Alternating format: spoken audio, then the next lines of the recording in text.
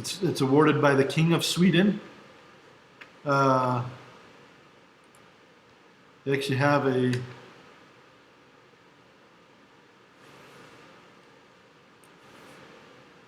Where do those funds come I'm sorry. from? Like, where's that $1 million come from? Oh, so the Science Nobel. Society. So Nobel, Alfred Nobel was an inventor and engineer. Lived back in the 1700s, and he invented dynamite. Right. He made a huge fortune, insanely huge fortune. Like if he was alive today, he'd be one of the 10 richest people alive, very likely. And so he donated his entire fortune to to the Nobel Prize. He created the Nobel Prize Foundation and donated his fortune to that. And so it's been slowly accruing interest and gaining in size, and the prize used to be much less than $1 million, but now it goes up a little bit every year. That's where that money comes from. And it's kind of interesting because there are Nobel Prizes for certain things, and some things don't have Nobel Prizes. There's Nobel Prize in chemistry, in medicine, in physics, in economics, in literature, and other things like this. There's different Nobel Prizes, but there's not one in mathematics, for example. The story goes that Nobel's wife ran off with a mathematician, so he decided not to have a mathematics Nobel Prize. But there are other ones. There's lots of interesting stories around the Nobel Prize. The Nobel Prize, when they sit at the banquet,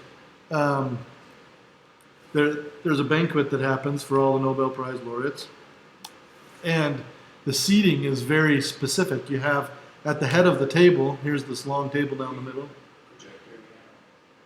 Is it not working? I thought it was working. Anyway, there's this long table the Nobel Prize winners sit at the front of this big banquet. All at the front of the banquet, there's all these people, and at the right hand of the king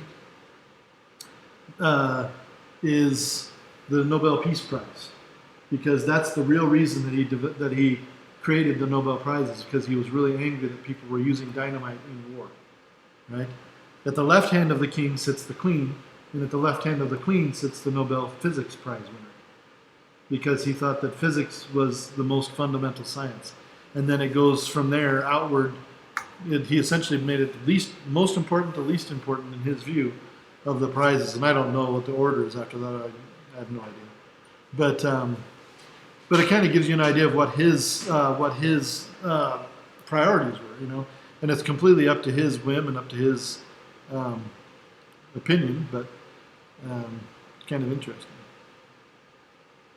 And it's also kind of interesting that those two prizes, the Nobel Prize in Peace Prize, is probably the most politicized prize today. That's given for political reasons almost exclusively now. The last time the Nobel Peace Prize was given to somebody who wasn't political, I can't remember if they actually gave it to Mother Teresa or if she refused the prize. I think she actually did accept the prize. So Mother Teresa was probably the last one who wasn't political, and the only one in many, many years. Everyone else has been some kind of, president or, minister or something else, and these people have nothing to do with peace. There's never been a leader of a country who has not started a war, ever, for some stupid reason. And it's because that's who starts wars. They kill more people than they ever will save. So no leader of any country, I believe, I don't think that any leader of any country would ever deserve a Nobel Peace Prize. But then you have physics on the other side, which was obviously the second most important, and physics is the least politicized of them all. It still has political implications a lot of times. It's unfortunate that all the prizes do, but it's probably the least politicized of them. It was the first Nobel Prize given to a woman, for example, was in physics, and of course, to be the first prize given to a woman in anything would have to be.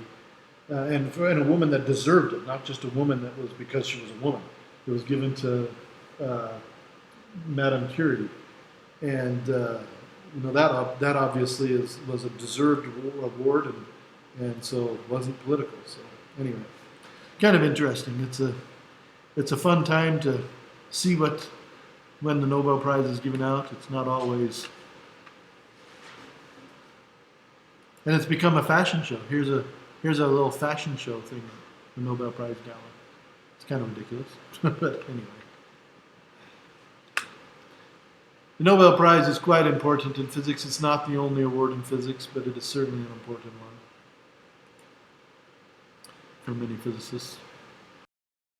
They were firing anybody who didn't appear on the Nobel Prize list, the list of hopefuls. So if you weren't a hopeful Nobel Prize winner, they didn't want you to work at their school. And so professors that were trying to look for jobs they'd get a job at Yale and they would just know that they weren't going to stay there. They were just using it as a springboard. They'd get to Yale and they'd immediately start applying for other positions because they knew that, and it was a ridiculous idea that Yale had, and it really backfired on them. Their school kind of went downhill for several years for that reason. But anyway, Nobel Prize. Now you know. So last week we finished up chapter 7, right? Yes, ma'am.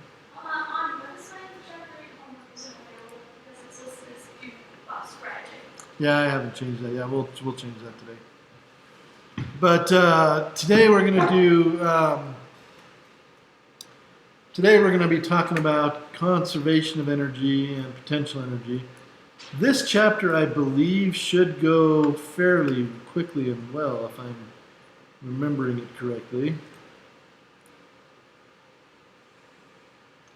I'm trying to remember if they involve calculus much here. They do have a thing done at the very beginning, just a very simple one, but I think after that they don't ever use it again.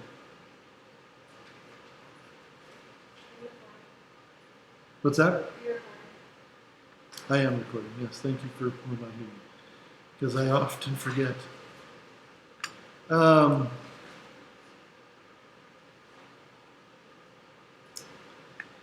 Here they show some theory behind some theories behind this, but then once they've shown the theory, I don't think they do anything with it anymore, really.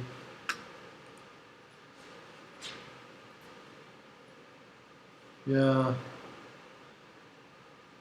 So essentially, in the very first two sections, they're going to show us the theory of potential energy and conservation of energy in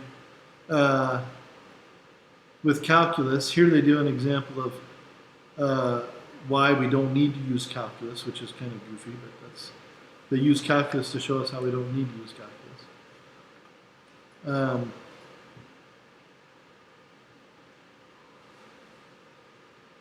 They talk about stability a little bit.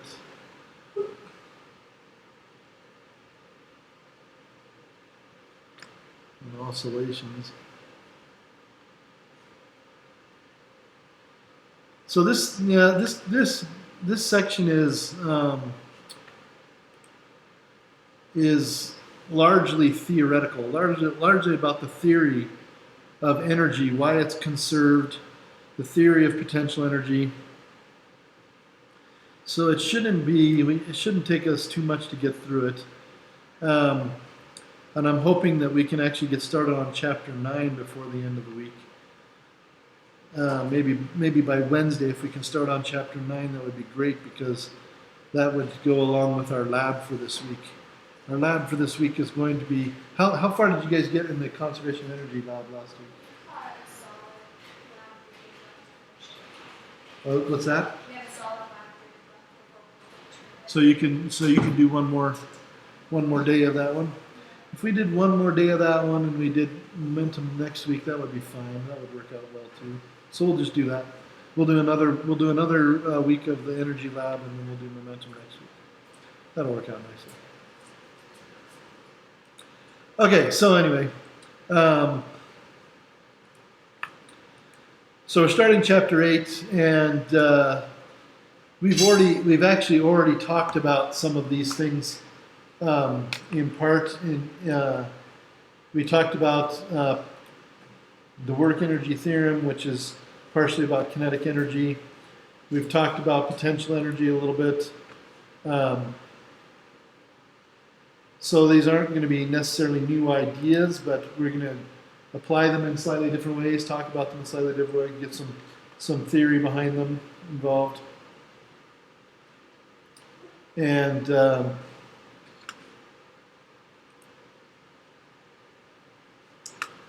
going to start with what is potential energy, right? So potential energy, of course, is this energy that comes from storage. You can think of it as it's kind of a way to store energy that can be used or can be turned into kinetic energy, can be turned into heat energy, can be turned into sound energy, whatever else. But it's not kinetic energy, it's not movement energy, so it's not stored in movement. It's stored in something more internal to the system. And that can be a spring, so when you compress a spring, you can store energy inside the spring. It can be in gravity. Gravity is kind of like a spring. It's kind of like an invisible spring caused by the attraction of masses, right? So if you lift something up in the gravitational field of the Earth, then the gravitational field of the Earth is going to try to pull it back down. And that ability for the thing to fall down, we call that potential energy. And because it's a type of energy that is it's stored, it's not really it's not making itself known, you could think of it as. For example, it's not movement energy. The object's not moving, it just has this ability to gain some movement by falling. It's not actual sound energy, but it has the ability to make sound when it falls and hits a rock or something. It has that ability to make that energy. And that energy is originally coming from the fact that we lifted it up in the gravitational field. So it's not actual energy that is prevalent in the system, or that is making itself visible in the system or measurable in the system.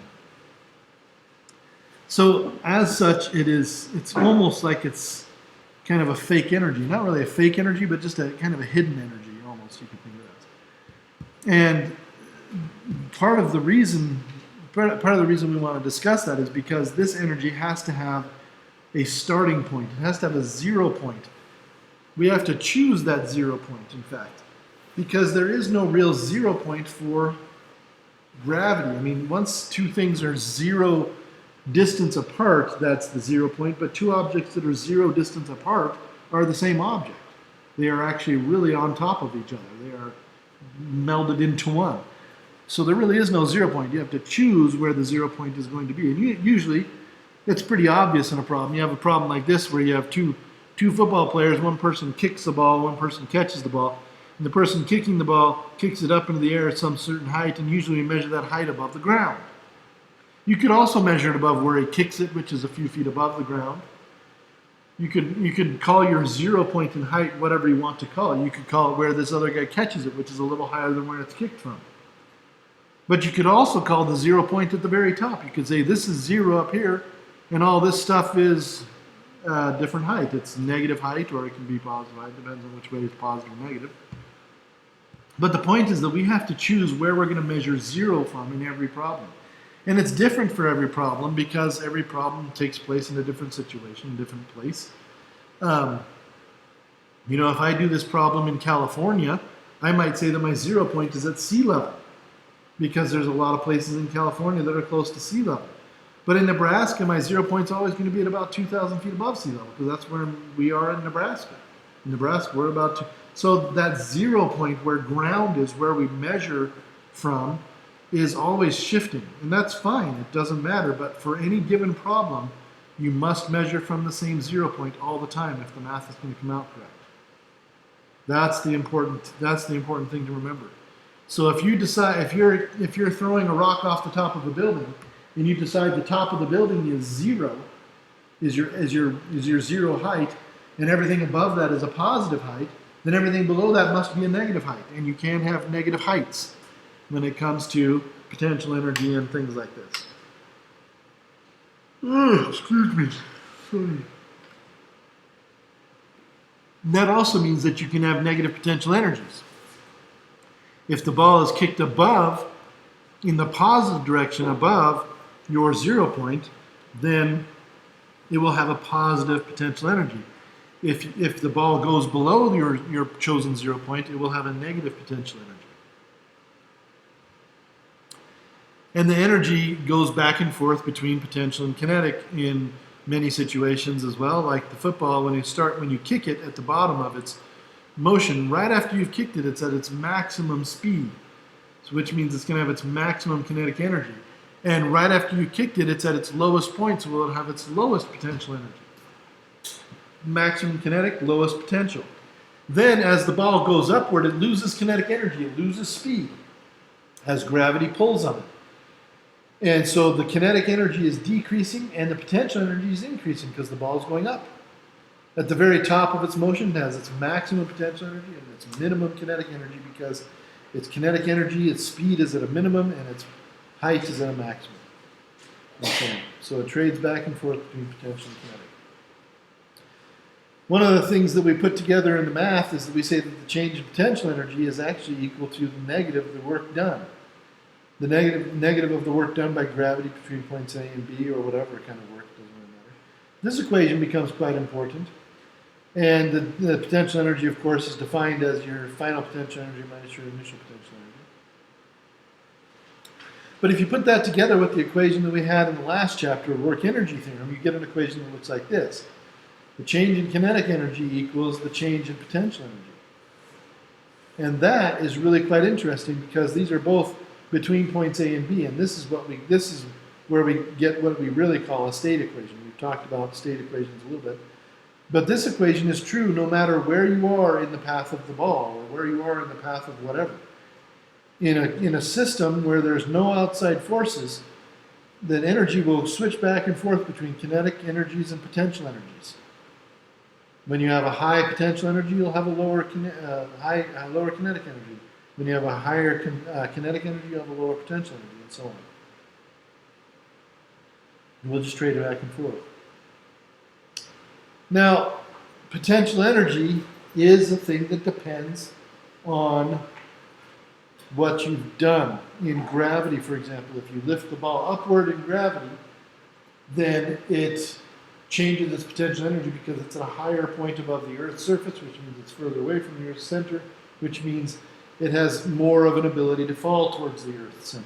It has more distance to travel, more acceleration to go through, and it will reach a higher speed, you could think of it as, than it would if it was dropped from a lower height.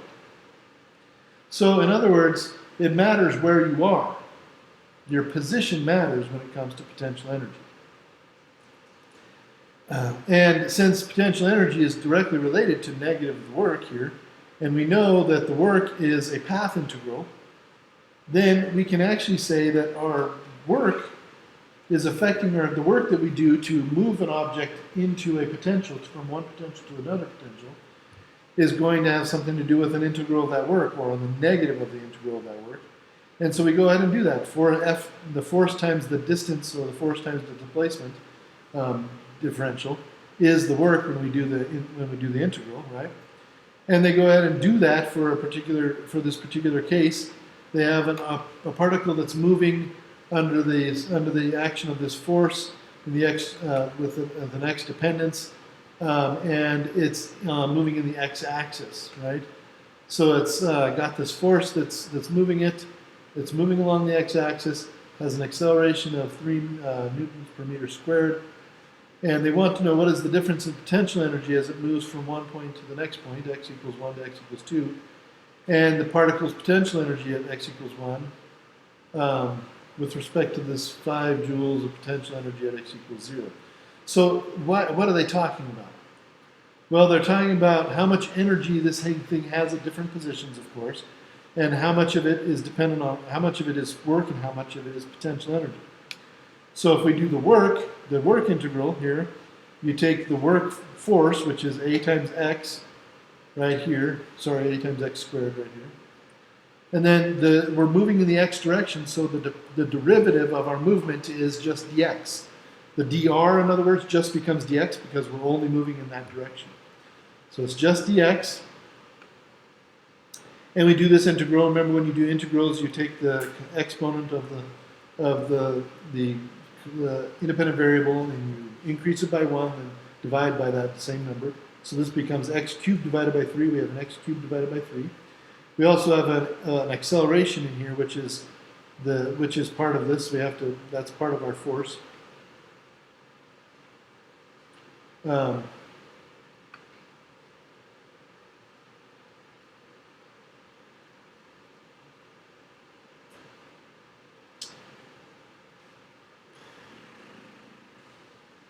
Yeah, there we go. Actually, the a is not the acceleration. It's just a variable. No, it's an acceleration. No, it's not an acceleration. I thought it was an acceleration because I was reading this as meters per second squared. It's actually newtons per meter squared. But it's not an acceleration. It's just a variable, just a constant rather. So this constant is a. They just throw that in there.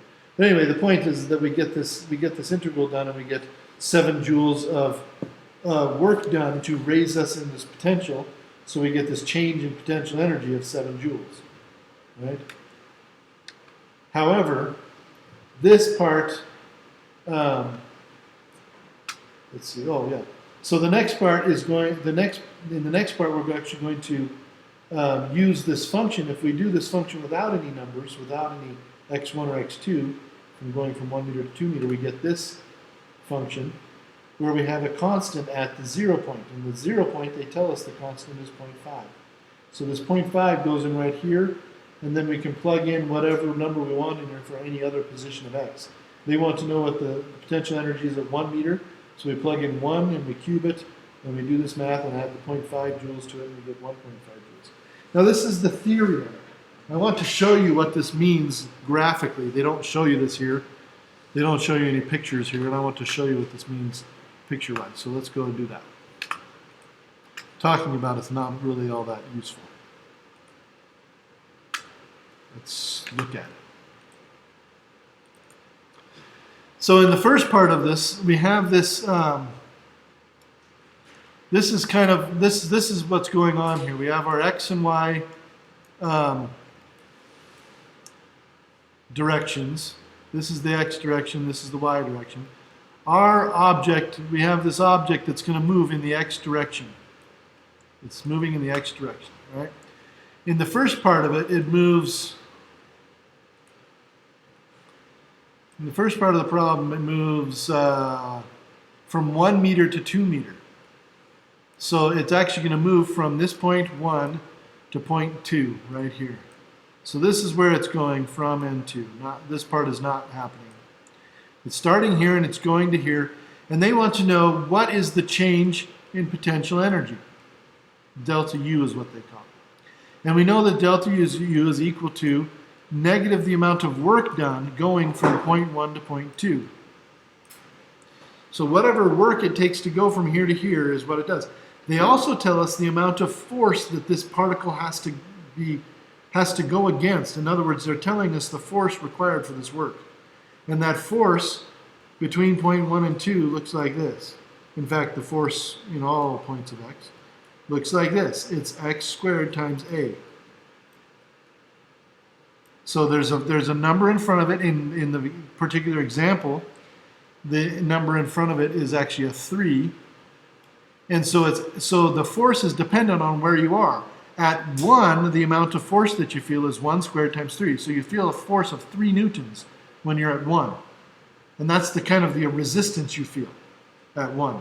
As you get closer to 2, it changes. It becomes 2 squared times 3. 2 squared, of course, is 4 times 3 is 12.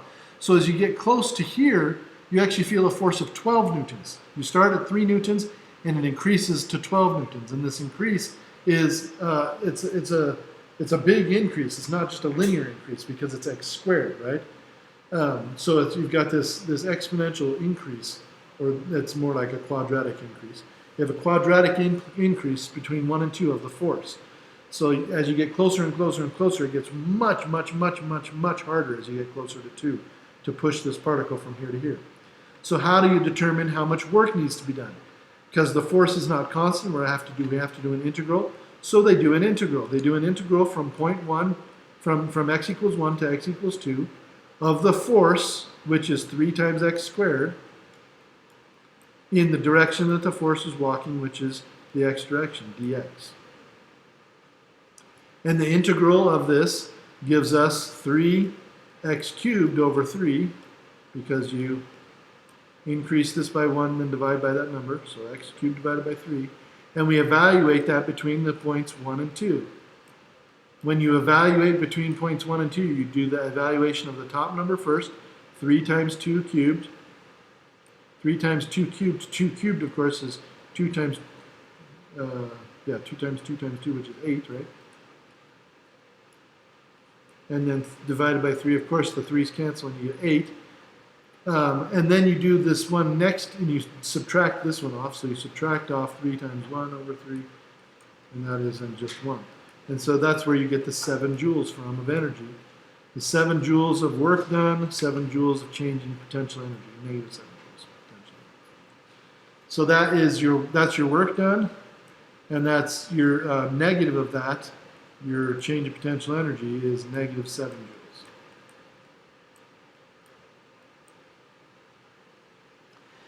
Now, in the second part of this example, they want to know what is the potential energy at 1. Just at this point, they don't want to know the change in potential energy.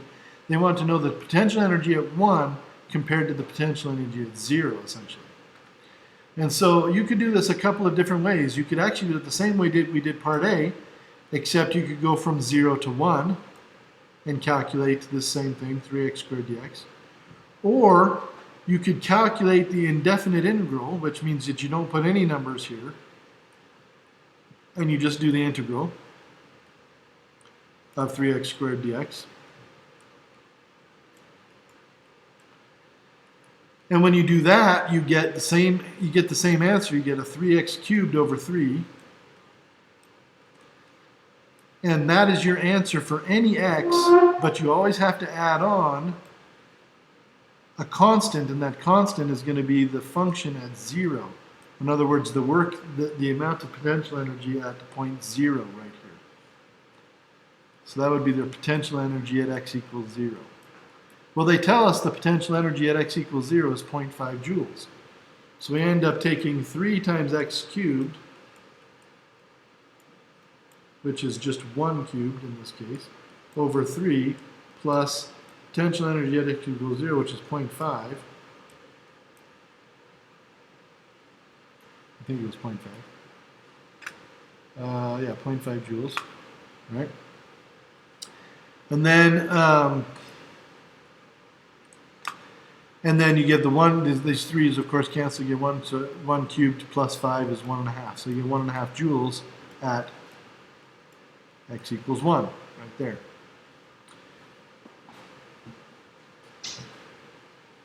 And that's what they've done in these two parts of this example. That's kind of the graphical representation of what they've done.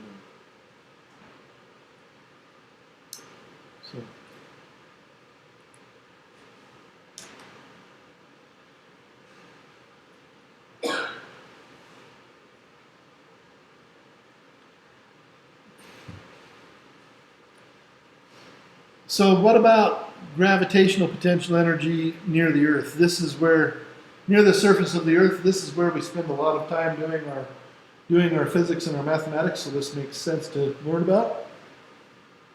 Well, to do the gravitational potential energy near the surface of the Earth, we just know that it's going to be the amount of force required to lift something at a constant speed. And that happens to be the weight of the something. That it's actually equal to negative the weight of the object.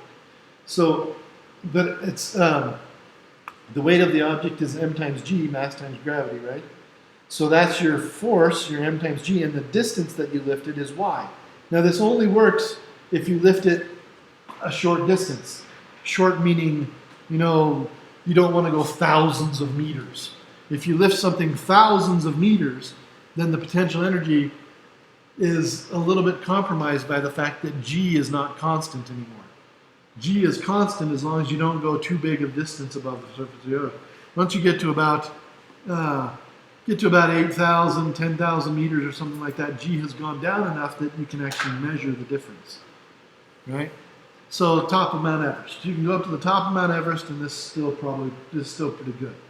In fact, you could even go a little higher than that. You could go as high as most airplanes can fly, 50,000 feet or so, which is 20,000 feet over top. It's like 3,000 meters over the top of Mount Everest. 3,000, 6,000 meters. 6,000 over the top of Mount Everest. So you can go pretty high. But once you start getting into like space kind of heights, like where satellites are going around the Earth and the space shuttle and the space station, things like that, they have to make different calculations at that height. They need to take into account the fact that the force is changing, the force of gravity is changing because they're getting far enough away from the surface of the Earth that it matters. For a hiker, no big deal. If a hiker goes above the Earth, goes above the Earth's surface a certain number of meters, then you can just use that height and little g and call it good. No big deal. No, you don't have to do any kind of calculus or anything else. And they do this in this problem here where they have this hiker goes 147 meters above the base of this hill to the top of the hill, has an elevation above sea level of 195 meters. The 75 kilogram hiker goes to the summit. What's the gravitational potential of the hiker Earth system with respect to zero potential energy at the base height? So they're saying that the zero gravitation, they're saying the 0 point is going to be here at the base height. And that matters because later they want to know what is the potential energy at the base of the hill, at the summit, and at the sea level. It's going to be different for all those. So, it's really simple calculations. It's m times g times h. M, of course, is the mass of the hiker. G is 9.8 newtons. Sorry, 9.8 meters per second squared and multiplied together. That equals newtons. And then the height in meters that you go above the base. Above the base of the hill is 147 meters, so you get 108 kilojoules in this case. Below the base of the hill is where sea level is at. So that's a negative 48 meters. So the potential energy of sea level is actually negative 35.3 kilojoules. So if the hiker goes below the base of the hill down to the seashore, then what happens is they actually have less potential. They have actually a potential to go, see, they have a less than zero potential to fall back up, right? That's the way to say that. When you have a negative potential energy, it means it tells you how much potential you don't have to fall back up to the point you were. And the lower you go below that point, the less potential you have to fall back up. Sounds kind of weird, but that's kind of what it means. But potential energy.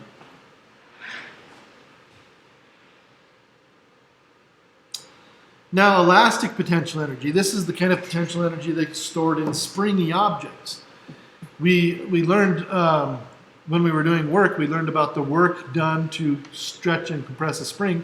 Well, that's also equal to the negative potential energy that you store in the spring, just like with potential energy gravitationally. Whenever you do work on something, you either change its kinetic energy or you put some kind of potential energy into it. One of those two things when you're doing work on an object. Well, there's one other thing that you can do. You can also dissipate energy through a non-conservative force like friction.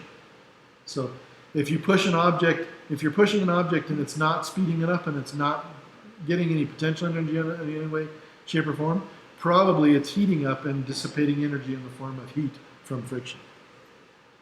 So in this case, we're going to talk about compressing springy things or stretching springy things and storing that energy in that stretched out spring that can unstretch or uncompress and cause kinetic energy changes or potential energy changes. And that is the 1/2 kx squared that we learned in the last chapter, where x is the amount that you compress or stretch the springy material, And the K is the spring constant of that material. Every material has a different spring constant.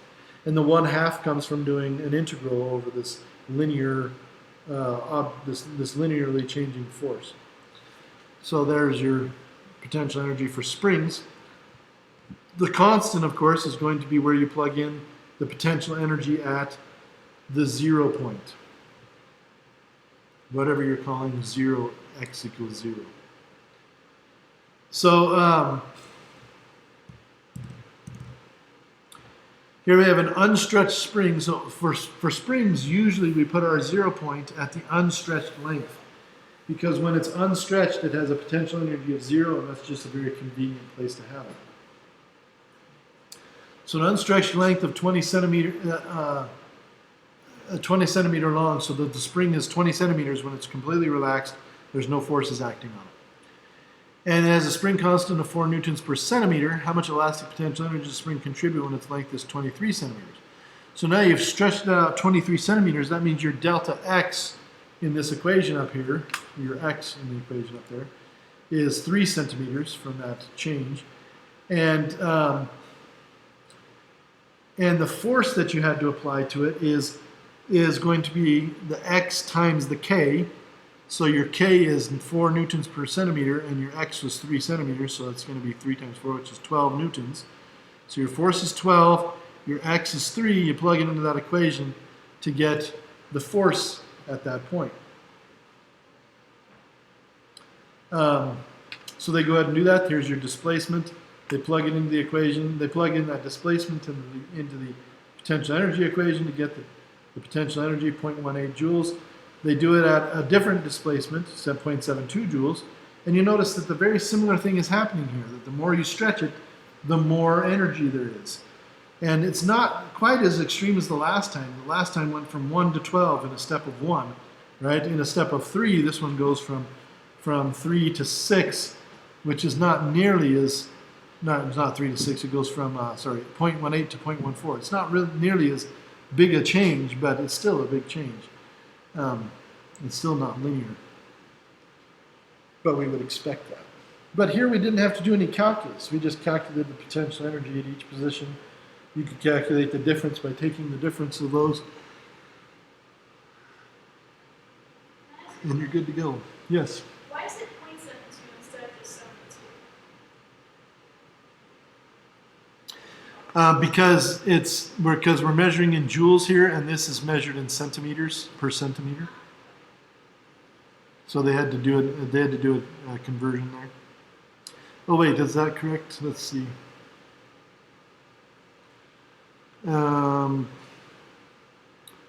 Centimeters. That's per centimeter. 4 times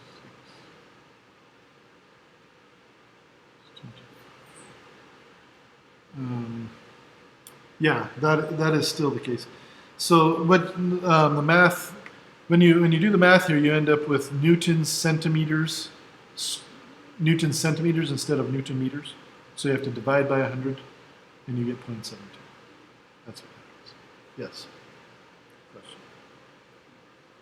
Because this gives you centimeters squared, and this is divided by centimeters.